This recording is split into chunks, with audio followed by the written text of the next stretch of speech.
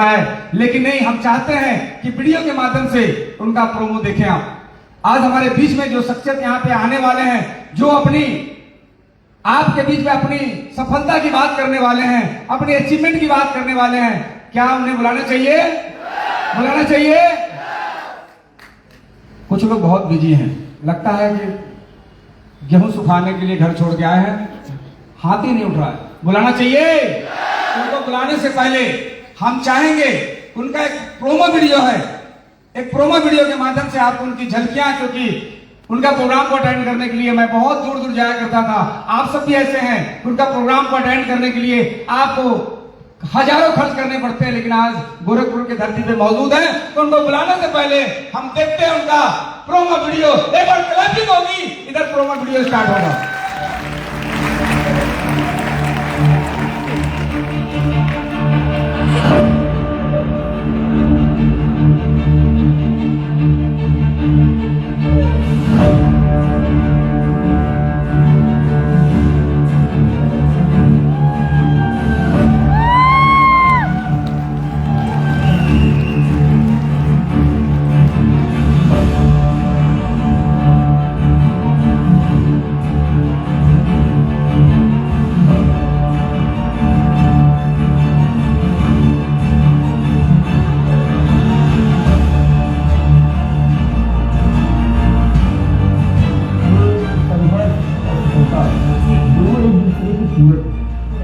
यदि जिंदगी में संघर्ष है और सक्सेस नहीं मिला तो लाइफ में कंफर्टेबल, और अगर संघर्ष नहीं रहा, सक्सेस टाइम मिल गई, तो आप उस सक्सेस का भी इंजॉय नहीं कर सकते, उसका मजा नहीं मिला, क्योंकि आपने लाइफ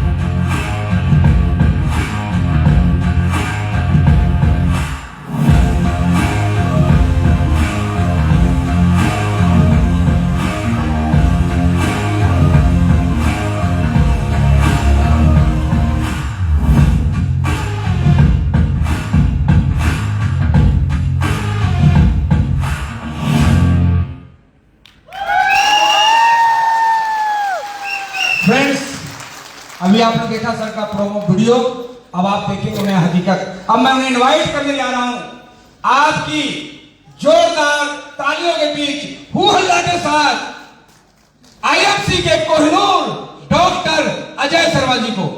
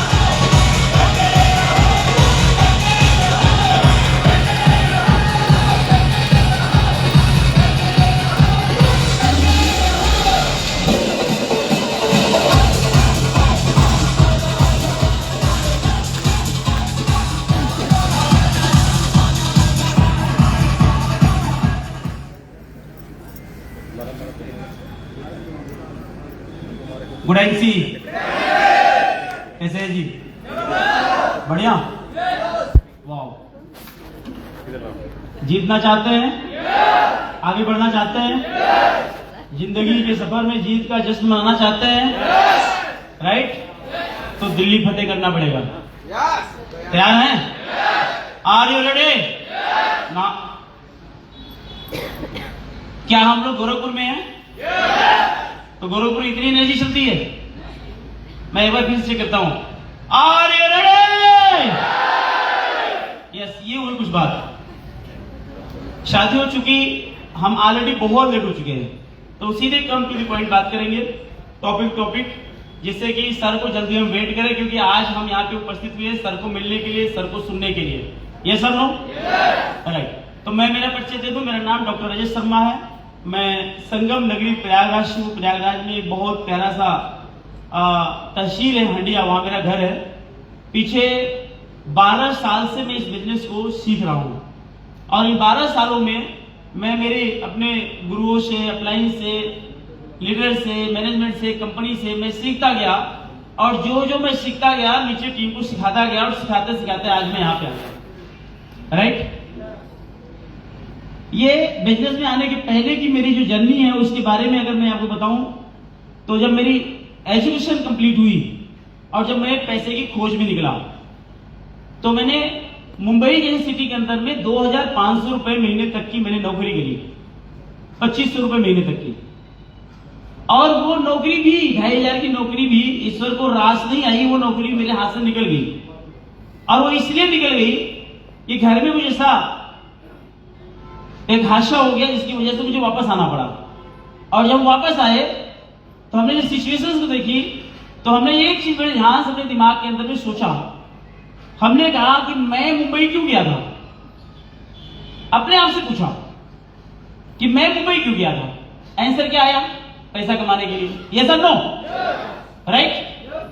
अब जो घटना घर में घटी थी, उस घटना को मैं सपोर्ट नहीं कर सकता था, क्योंकि मैं फिजिकली कहां था?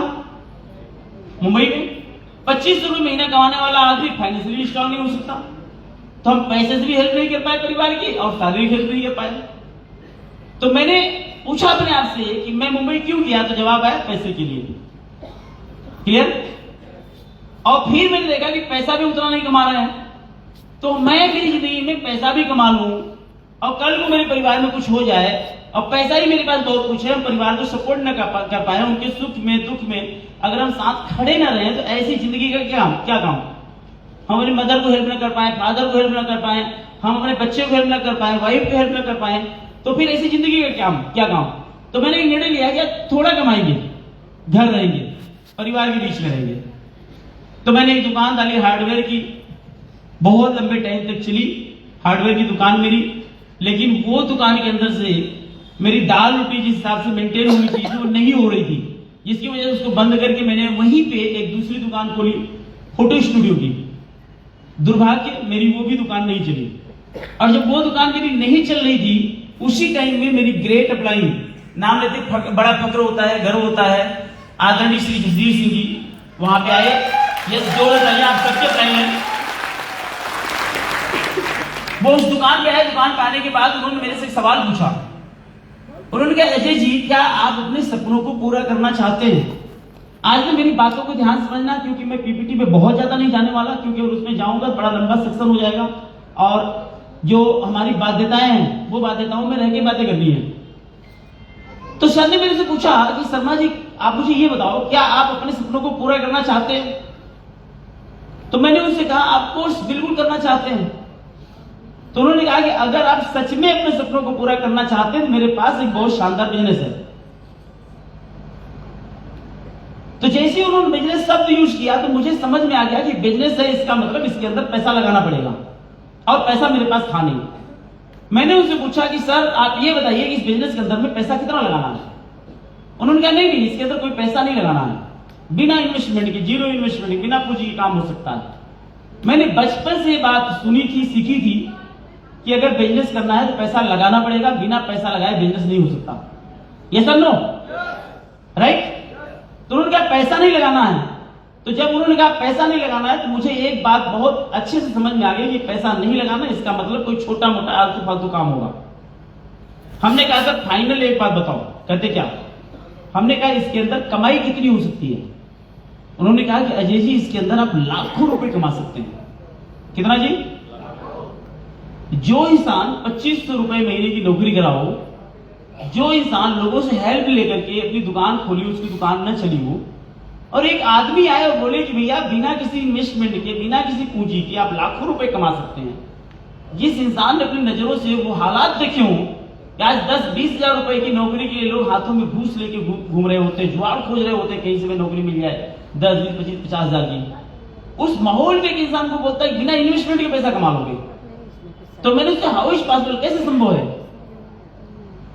मैंने उनसे कहा सर हम कैसे मान लें कि हम लाखों रुपए कमा सकते हैं? उन्होंने कहा मुझे आ रहे हैं। उन्होंने कहा मुझे आ रहे हैं। हमने कहा हम कैसे मान लें कि आपको पैसे आ रहे हैं? उन्होंने लैपटॉप बाहर निकाला, आईडी पासवर्ड लॉगिन करी और लॉगिन करके उन्होंने पे आउट मुझे दिखाई। उस समय सर की पे आउट लगभग 1.25 लाख 1.5 लाख रुपए महीने की हुआ करती थी।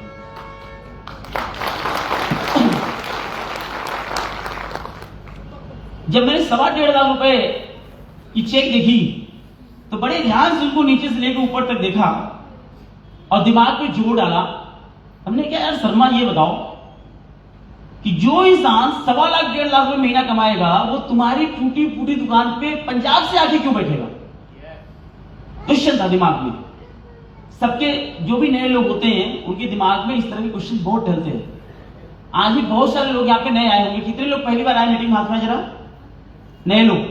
यस, सबके दिमाग में आते हैं कौन बनाया? कहते हुई है। कहते हाँ।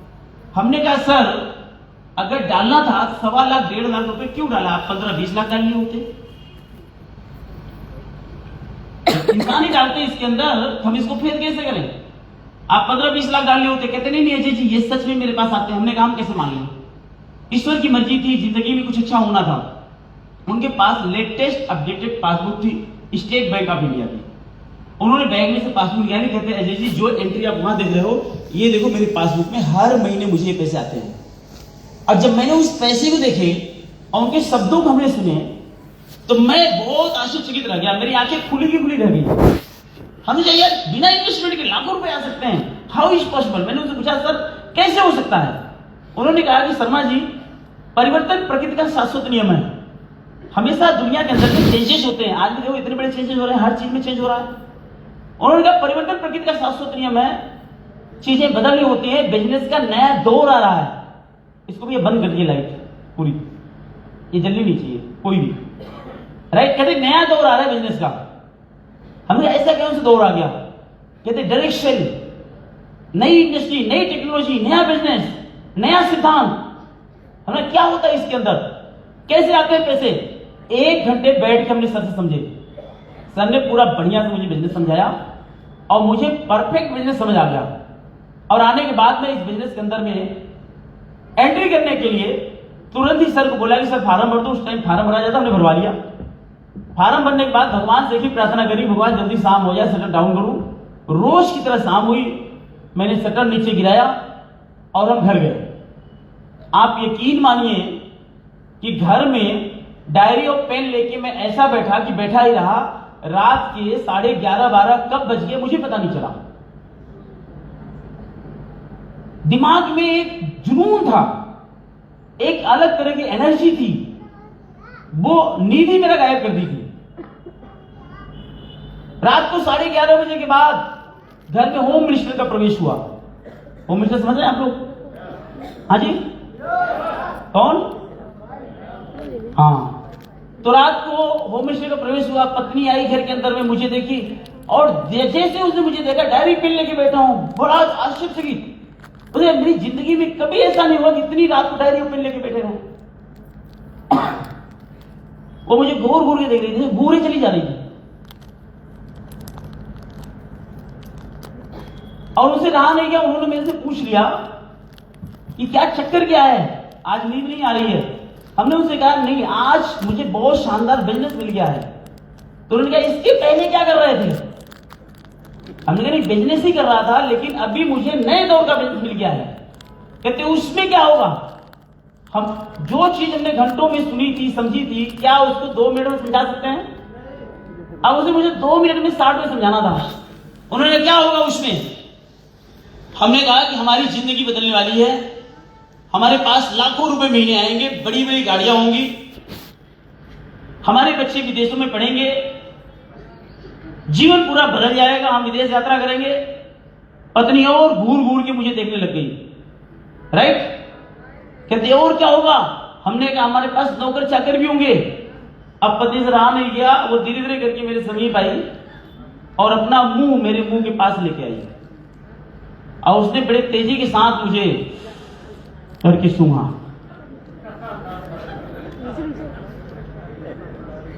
ये कहीं आज ये समझ रहे हैं ना सब लोग, कहीं आज ये पी के तो नहीं आए हैं। मैंने उनको समझाने का, मैडम आप जो सोच रहे हो आज हम वो पी के नहीं आए हैं, लेकिन जो हम पी के आए हैं उसकी सुगंध आज इस कमरे में नहीं आएगी, लेकिन जिस दिन उसकी सुगंध आएगी उस दिन पूरी दुनिया को समझ आएगी।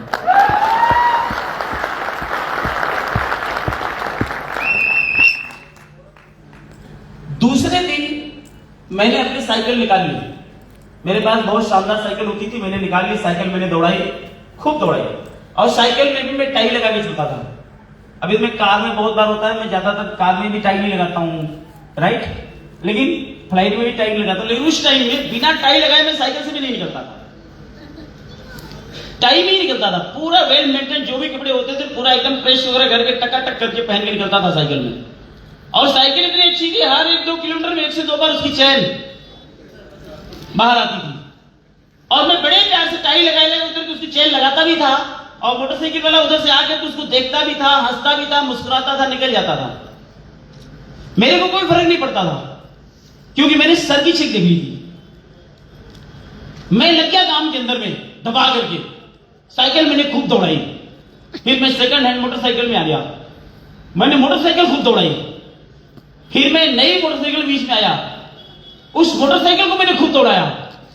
फिर मैंने पहली कार खरीदी मारुति 800, उसको भी मैंने खूब दौड़ाया। फिर मैंने दूसरी कार खरीदी, फिर तीसरी कार खरीदी, चौथी कार खरीदी, 5वीं कार खरीदी। हर साल मैंने कार खरीदी, 12 साल में 12 कार खरीदी मैंने।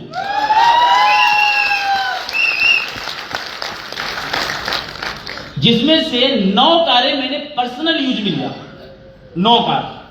और इस समय प्रेजेंट टाइम में हमारे पास टॉप मॉडल की फॉर्च्यूनर गाड़ी है और टॉप मॉडल की BMW गाड़ी है। और ये गोरखपुर में BMW से भी अपने कई बार आ चुका हूं और आज मैं अपनी फॉर्च्यूनर से इसलिए आया हूं, कई जगह रोडें बंद नहीं है, पता नहीं कहां कितना ऊंचा खाला हो, राइट। तो मैं फॉर्च्यूनर, अभी सिचुएशन ये हो गई कि ड्राइवर सुबह आता है, पूछता है कि सर आप ये बताइए गाड़ी कौन सी निकालनी है, BMW निकालो या फॉर्च्यूनर निकालो। क्या आप लोग ये चेंज अपनी जिंदगी में देखना चाहते हैं? देखना चाहते हैं? आज इस बिजनेस को सही से समझना पड़ेगा। ये इंडस्ट्री के अंदर इतनी बड़ी पोटेंशियल है, उस पोटेंशियल को समझना पड़ेगा। आज सेशन ये डायरेक्ट सेलिंग उद्योग और इसका पोटेंशियल, उसी पे बात करने वाला हूं। बहुत बड़ी पोटेंशियल है। ऐसा नहीं कि हमने सिर्फ गाड़ियां खरीदी, शानदार हमने घर बनवाए। घर की वीडियो हमारी पड़ी हुई है यूट्यूब के अंदर, देखना। डॉक्टर अजय शर्मा का घर डालिए, उसमें कोई व्यक्ति मोबाइल से रिकॉर्डिंग करके डाल दिया था। हमने ऑफिस बनाई इलाहाबाद के अंदर, 3 मंजिला शहर के अंदर हमने घर खरीदा, घर तोड़ के जीरो करके 3 मंजिला ऑफिस सिर्फ IMC की बनाई और IMC के लोगों के लिए फ्री छोड़ दिया, राइट। कई सारे ऐसे एसेट्स बना डाले। विदेश यात्रा की बात कीजिए, 12 साल के अंदर में 13 से 14 कंट्री घूम के आया मैं। ऐसा नहीं सिर्फ हम जो है गाड़ियां ही खरीदे, एक एहसास होता है जिंदगी में लोग जाने हमें। आज इंडिया नहीं, इंडिया के बाहर लोग हमें जानते हैं और हिंदुस्तान का नॉट अ सिंगल स्टेट, कोई एक ऐसा स्टेट नहीं जहां मेरी टीम नहीं है। पूरे भारत देश के अंदर मेरी टीम है। एक गांव का बच्चा अगर ये सब कुछ कर सकता है तो मैं समझता हूं कि आप में से कोई भी इंसान कुछ भी कर सकता है। मैं जब ये बिजनेस के अंदर आया था ना, 7 लाख से ज्यादा लोग ये कंपनी के अंदर में जुड़ चुके थे। लोग कहते हैं सर पहले आ गया होता तो मैं तीर मार देता। मेरे से पहले 7 लाख लोगों ने इस बिजनेस को ज्वाइन किया था, तो मुझसे पहले तीर उनको मारना चाहिए ना, राइट। लेकिन मैंने एंट्री मारी ना, बैक होके नहीं देखा। बहुतों ने एंट्री मारी, बहुत अब बैक होके देखे। कभी ये कंपनी देख रहे हैं, कभी वो कंपनी देख रहे हैं। हम यहां पे एंट्री मारे, यहीं पे लगे रहे, लगातार कंटिन्यू करते गए, करते गए, करते गए, करते गए, करते गए, करते गए। जितनी नॉलेज थी, जितना पैसा था, जितना हमारे पास उत्साह था, सपोर्ट था, जो भी कुछ था मेरे पास जो था उसी के लेकर मैं करता गया, मैं नहीं रुका कभी। और कंपनी के अंदर में पहले सीनियर टाउन प्रेसिडेंट बने, पहले डायरेक्टर टाउन प्रेसिडेंट बने, पहले पहलवान टाउन प्रेसिडेंट बने हम। कंपनी में 3 लोग कोहिनूर बने डायरेक्ट एक साथ, 3 लोग, और 3 में से एक मेरा नाम सेम मंथ में, तो पहला ही हुआ ना। 7 लाख लोगों को पीछे छोड़ के आगे आया मैं। और आज मैं एक बात आपको बताने जा रहा हूं, यदि आपकी जिंदगी में अगले 5 साल आपके एंटीने को कोई हाथ न लगा पाया, यानी आपका एंटीना अगर कोई ना हिला पाया, कितना दिन, अगले 5 साल अपने एंटीने को सही रखना है, हिलना नहीं चाहिए। एंटीना हिल जाता है, टीवी पिक्चर नहीं आती है। और जिस इंसान का एंटीना हिल गया, समझ लो गया काम से। तो वही कहावत है, गई भैंस, फिर उसका कुछ नहीं होने वाला है। गई